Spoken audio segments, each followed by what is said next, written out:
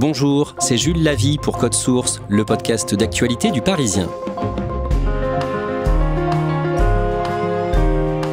LFI, PS, Verts et communistes parlent d'un nouveau front populaire en vue des législatives des 30 juin et 7 juillet. Un accord de principe a été trouvé au lendemain de l'annonce par Emmanuel Macron de la dissolution de l'Assemblée. Pour ces 4 partis, il y aura un seul candidat par circonscription. Leur objectif, essayer de freiner le RN, vainqueur des européennes du 9 juin. Le mercredi 12 juin, ces 4 partis ont négocié toute la journée, à la fois un programme électoral et les noms des candidats désignés pour les 577 sièges de députés à pourvoir. Code Source raconte comment la gauche s'est divisée pendant la campagne des européennes et comment elle essaie aujourd'hui de se ressouder en vue des législatives anticipées. Récit de 2 journalistes du service politique du Parisien en charge de la gauche, Julien Dufay et Pierre Morer. D'un mot, Pierre Morer, quel est l'accord de principe qui est annoncé tard le lundi 10 juin par 4 partis de gauche, LFI, le PS, Europe Écologie Les Verts et les communistes? Bien, en fait, les 4 principales formations de la gauche posent un cadre général. Ils se mettent d'accord pour former un front populaire qui doit aller plus loin qu'un rassemblement des simples formations politiques, puisqu'ils appellent aussi les formations syndicales associatives à les rejoindre. Et ils se mettent déjà d'accord sur le principe de présenter des candidats uniques de la gauche dans chaque circonscription. Et il leur reste désormais à parler du fond du programme. Julien Dufay. Tout le monde se rend compte qu'il y a un risque réel de voir dans à peine un mois l'extrême droite au pouvoir en France, une arrivée par les urnes, ce qui serait une première en France. Et donc, ils sont tous saisis en fait d'un moment de gravité face à cette histoire et d'un sentiment de responsabilité aussi à agir vite et à agir de manière efficace. On va revenir sur cet accord à la fin de ce podcast et on va voir qu'il ne règle pas tout, loin de là, mais pour bien comprendre, on a choisi de commencer cet épisode de Code Source au soir des élections législatives du printemps 2022. L'Alliance de la gauche, baptisée à ce moment-là la NUP, termine en 2e position. Du côté de la NUP, la fourchette est assez haute, ce sera le principal groupe d'opposition. Oui, elle arrive en 2e position avec un contingent de 151 députés, ce qui en fait un groupe conséquent. Alors c'est pas un groupe homogène, on va dire, puisque les socialistes ont un groupe, les écologistes ont un groupe, d'ailleurs ils reviennent à l'Assemblée alors qu'ils n'y étaient pas, les communistes ont un groupe et les insoumis ont un groupe et ils forment le plus gros contingent de la NUPES avec 75 députés. Clairement, à ce moment-là, c'est LFI qui a le plus de pouvoir au sein de cette alliance ? Oui, clairement, parce que le rapport de force, il est défini par l'élection présidentielle qui a eu lieu quelques semaines auparavant, où Jean-Luc Mélenchon a réalisé le score de 22%. Il est très loin devant, par exemple, le candidat écologiste Yannick Jadot qui n'a pas fait 5%, et je ne parle même pas de la candidate socialiste qui a fait 1,75%, le pire score de l'histoire du PS. Dans les mois et les années qui suivent, Pierre Morer à l'Assemblée, la NUP se déchire. Pourquoi et sur quel point ? En fait, il y a plein de différends. Ça démarre très vite sur des questions internationales. Il y a des profonds désaccords entre les différentes formations politiques. Et puis très vite, en fait, il y a l'affaire Adrien Quatennens qui éclate. Ce député insoumis, dauphin de Jean-Luc Mélenchon, qui a reconnu avoir asséné une gifle à sa compagne. Et à ce moment-là, l'Alliance se déchire sur le rapport des uns et des autres aux violences sexistes et sexuelles. Et puis plus tard, c'est beaucoup de questions de stratégie, de forme. Les partenaires de Jean-Luc Mélenchon, qui, il faut le rappeler, n'est pas député, ne s'est pas présenté à une réélection, lui reprochent une forme de brutalisation de la vie politique et un interventionnisme dans les réformes parlementaires beaucoup trop important. On en vient à la campagne pour les élections européennes. Au début de l'année 2024, la NUP est plus divisée que jamais, notamment concernant l'attitude de la France insoumise après l'attaque terroriste de grande ampleur du Hamas sur Israël le 7 octobre et la riposte militaire de l'État hébreu, les bombardements qui ont suivi sur Gaza et qui ont fait des milliers de victimes civiles. Expliquez-nous ça. Dès le 7 octobre, le groupe parlementaire insoumis publie un communiqué qui va devenir urticaire pour leurs partenaires, puisqu'il leur reproche dans ce communiqué de ne pas être assez compatissants vis-à-vis des victimes israéliennes. En tout cas, il les soupçonne d'être un peu trop connivents avec le Hamas. Et ce premier communiqué va tendre immédiatement les relations entre les partenaires de la NUP, qui n'ont pas du tout les mêmes positions vis-à-vis de ce qu'il s'est passé le 7 octobre. Les différents partis de gauche partent en ordre dispersé pour ces européennes. Manon Aubry, notamment pour la France Insoumise. De son côté, Raphaël Glucksmann pour le PS et son mouvement citoyen Place Publique réussit sa campagne électorale. Julien Dufay, en tout cas, il a de bons sondages. Oui, très vite en fait. Dès le mois de décembre, on le voit se détacher dans les sondages par rapport aux têtes de liste écologistes, insoumises ou communistes. Et ça va se confirmer dans les semaines qui viennent. En fait, il arrive, contrairement aux autres candidats, à imposer un récit qui part de son histoire personnelle, puisqu'il s'est beaucoup impliqué dans les années 2000 en Géorgie, qui était alors en prise avec la Russie de Poutine déjà. Il s'est beaucoup impliqué en Ukraine au moment de la révolution orange, puis au moment de l'annexion de la Crimée par la Russie. Bref, c'est un engagement très ancien pour lui, donc il va réussir, à partir de la guerre en Ukraine, à construire un récit, le relier à un protectionnisme européen, à une protection de l'Europe nécessaire et à une défense nécessaire par rapport au péril Poutine. Et je pense que c'est ça qui a infusé dans l'opinion et qui explique sa dynamique. Il est 20h, vous la découvrez, notre première estimation. Le dimanche 9 juin au soir, les résultats des européennes tombent. Scrutin marqué par le très fort score du Rassemblement national, emmené par Jordan Bardella, plus de 31%. C'est 2 fois plus que la liste qui termine deuxième, la liste de la majorité présidentielle de Valérie Ayé. Et c'est 8 points de mieux pour le RN qu'aux précédentes élections européennes en 2019. Raphaël Glucksmann pour le PS et Place Publique est 3e avec près de 14%. LFI termine 4e à près de 10% des suffrages exprimés.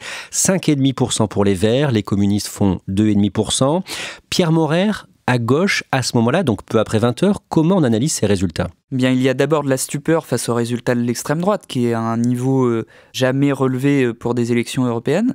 Mais dans le camp socialiste et chez les Insoumis, il y a d'abord un sentiment de victoire, puisque Raphaël Glucksmann est le véritable 3e homme de cette campagne des européennes. Et Manon Aubry, elle réalise un meilleur score qu'en 2019, puisqu'elle atteint à peu près la barre des 10%. Et même chez les écologistes, en fait, il y a une forme de réjouissance, parce qu'ils ont tellement eu peur de perdre leur groupe et de passer sous la barre des 5%, que, voilà, au moins, ils ont sauvé leur groupe. Et puis les communistes s'attendaient à faire un résultat de ce niveau-là. Raphaël Glucksmann, dans sa première réaction, après avoir évoqué le score du Rassemblement national, on sent qu'il est très satisfait de ce résultat. Oui, il est très satisfait et très vite, il va se projeter en fait au-delà de l'élection européenne sur la recomposition à gauche, sur ce qui va se passer sur la scène politique française et sur la création nécessaire d'un nouvel espace politique. Il avait déjà dessiné ça dans les derniers jours de campagne, ouvert aux démocrates sincères, loin de toute calomnie, de toute outrance. Et là, on voit clairement qui il vise, quoi. Il vise les insoumis qui ne l'ont pas ménagé du tout pendant la campagne, c'était très violent. Il vise également Jean-Luc Mélenchon, qui, selon lui, brutalise la vie politique française. Concrètement, qu'est-ce qu'il a reçu comme attaque pendant cette campagne de la part d'LFI ? LFI, en fait, l'a vu très rapidement comme le représentant, je cite, de la vieille gauche ou de la gauche molle, c'est-à-dire de la gauche social-démocrate. On a vu en lui le retour annoncé de François Hollande ou du PS des vieilles années, qui est absolument honni par les insoumis. Et puis, assez vite aussi, il y a eu des critiques sur son soutien à Gaza. On sait que ça a été au cœur de la stratégie des Insoumis pendant ces élections européennes et on lui reproche un soutien timide ou en tout cas, et puis parfois de ne pas avoir reconnu par exemple le terme de génocide. Tout ça a contribué à rendre les relations exécrables entre les deux camps. J'ai décidé de vous redonner le choix de notre avenir parlementaire par le vote. Je dissous donc ce soir l'Assemblée nationale. Quelques minutes après 21h, la dissolution de l'Assemblée nationale est annoncée par Emmanuel Macron en direct de l'Élysée. Qu'est-ce qu'on se dit à gauche après ce coup de tonnerre ? La première réaction, en fait, c'est la surprise totale. Et puis très vite, les états-majors et les députés se ressaisissent en se disant voilà, il faut qu'on reparte immédiatement en campagne. Donc par exemple, chez les Insoumis, le discours qui est très vite arrêté, c'est nous, on n'a pas peur de faire la campagne, on n'a pas peur du peuple, donc on y retourne. Mais au départ, les réactions étaient très surprises. Chez les autres, chez les socialistes, chez les écologistes et les communistes, il y a beaucoup aussi d'incertitude, de peur, parce que une bonne partie de toute la gauche est consciente du risque de se faire balayer à la fin du mois, et donc beaucoup ont conscience du risque de perdre leur siège à l'Assemblée nationale.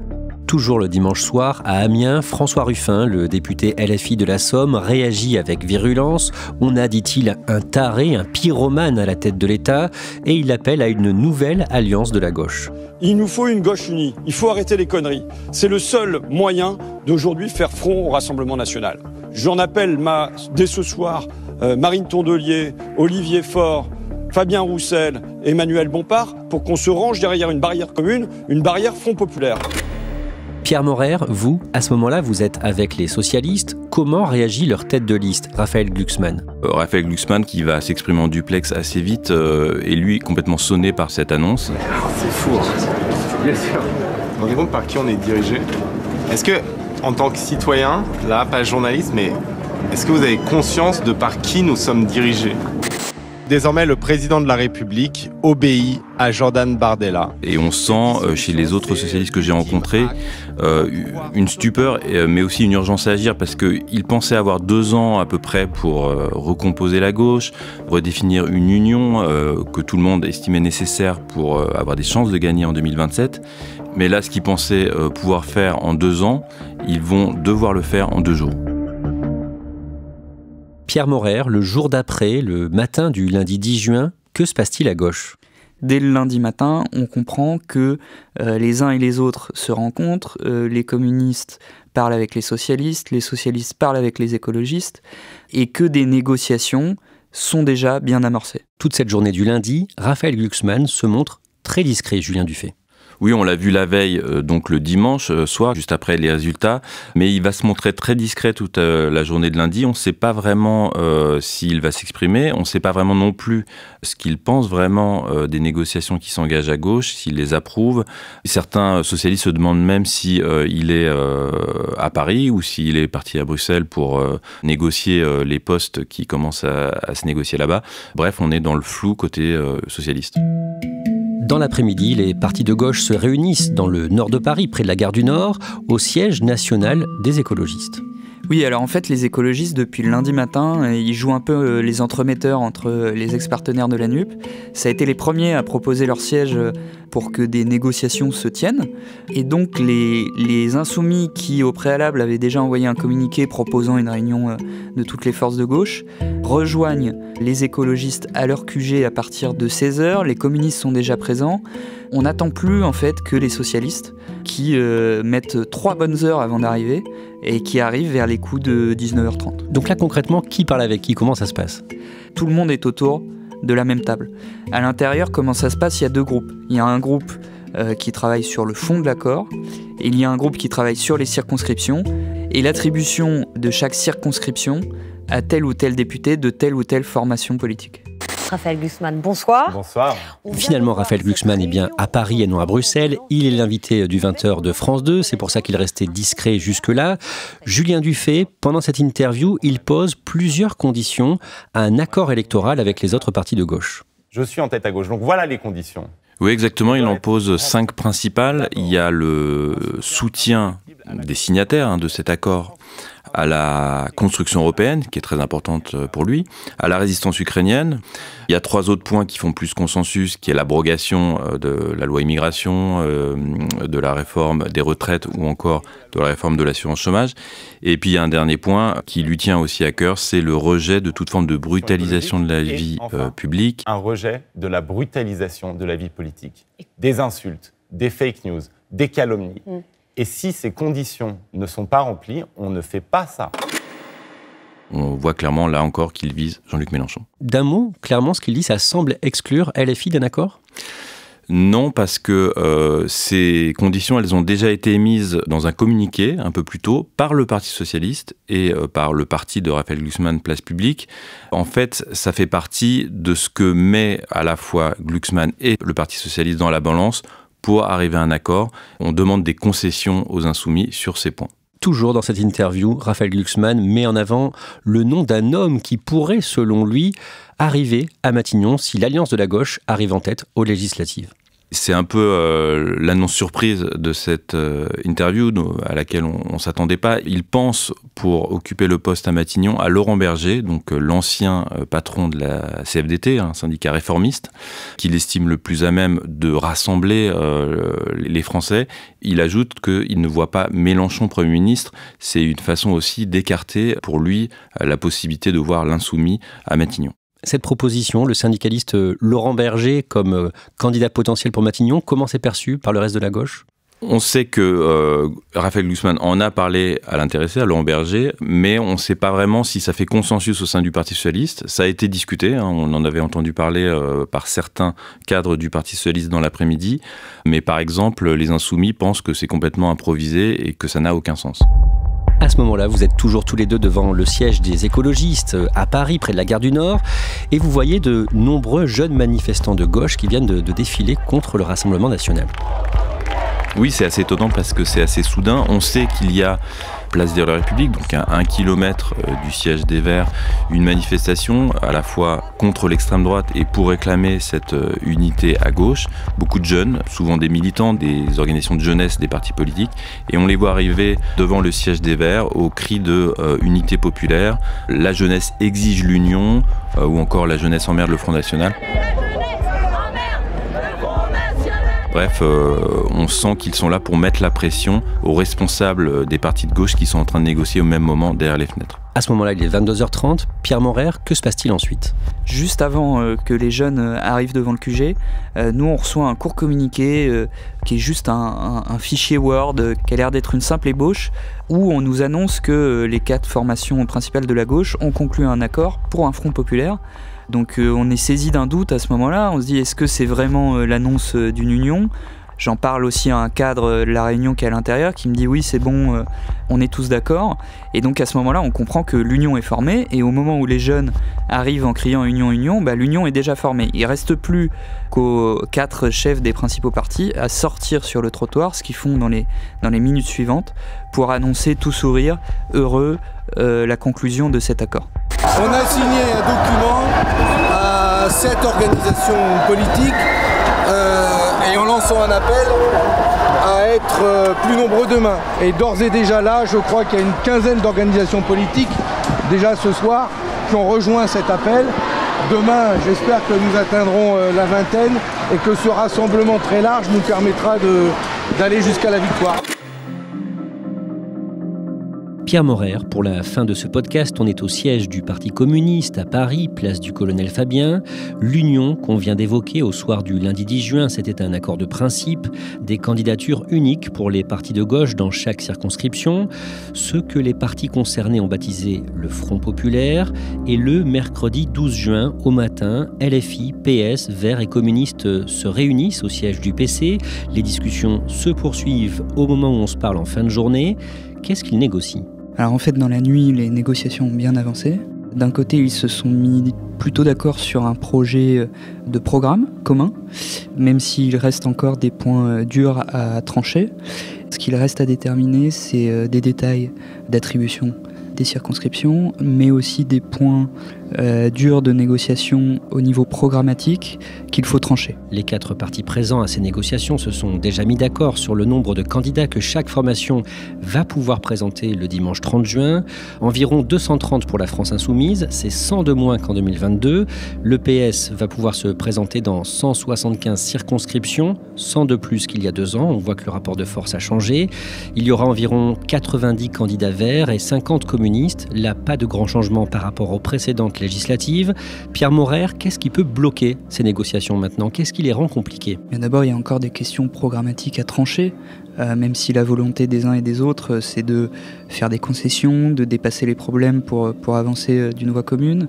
Il y a aussi encore des problèmes de circonscription, avec probablement des problèmes de personnalité. On sait que pour beaucoup, le fait qu'Adrien Quatennens, le député LFI qui a été condamné pour violence conjugale, se représente dans sa circonscription du Nord, est un problème. Et puis enfin, il y a une question centrale qui pour l'instant n'a pas été tranchée, c'est est-ce qu'on présente un candidat au poste de Premier ministre ? En tout cas, est-ce qu'on met une personnalité en avant pour candidater à Matignon, notamment face à Jordan Bardella ? Et ça n'a pas encore fait l'unanimité non plus. Raphaël Glucksmann, le chef de file de la liste PS et Place Publique pour ces européennes, est-ce qu'il était pour s'unir avec LFI, malgré les violences des attaques qu'il a parfois subies de la part de certains insoumis pendant la campagne des européennes ? Alors non, très clairement, Raphaël Glucksmann, il avait imaginé une autre recomposition de la gauche avec un espace social-démocrate recréé. Tout a été bouleversé dimanche soir. Et aujourd'hui, les représentants de son mouvement, dont certains de ses plus proches conseillers, sont ici aux négociations pour déboucher sur un accord commun, mais ils viennent avec des prétentions très fortes et des points de discussion très forts.